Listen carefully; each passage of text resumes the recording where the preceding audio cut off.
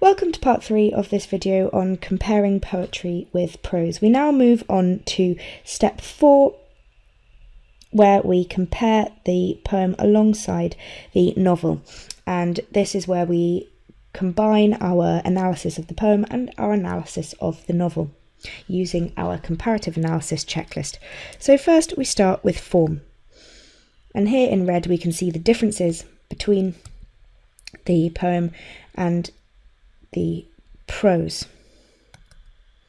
So here I've just identified that the poem Wild Oats makes the rejection seem somewhat trivial, and contrasting to that, the form of the novel makes the rejection seem very catastrophically important. And I've just identified here for the poem that the form is structured in a very simple and traditional way. We then talk about structure and language.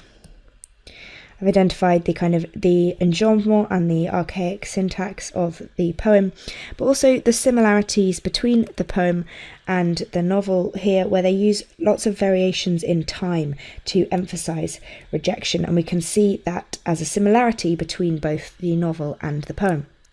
We then move on to the theme and how the writers express the theme.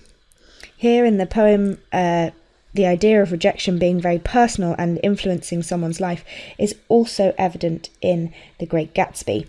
And the rejection happens twice in the poem, and the rejection also happens twice in The Great Gatsby. So we've got quite a lot of similarities to do with the way in which the writers present the theme here. And there is a difference as well. The rejection happens in the poem because he is in love with someone else, and the rejection happens in the novel because it is too late and the time for their true love has passed and they both have changed too much. We then look at some contexts.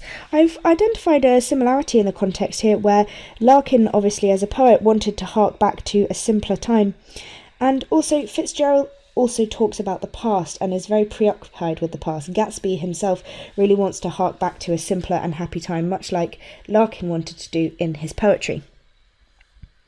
Larkin also wanted to use traditional forms in his poetry and use small individual personal experiences to express human emotions, such as rejection. However, Fitzgerald uses his novel to represent the universal, and also he addresses the American dream. So we can see here that the novel talks on a grander scale than the poem, and that makes sense because a poem is a much smaller piece of literature than a novel. Hey guys, I hope you enjoyed the video. If you're looking for an amazing A-level English literature resource, join me today in my series of engaging bite-sized video tutorials. Together, we will concisely cover all the important concepts required by your exam board specification, as well as practically apply what we have learnt through exam-style questions, focusing on how best to structure your answers in order to maximise marks.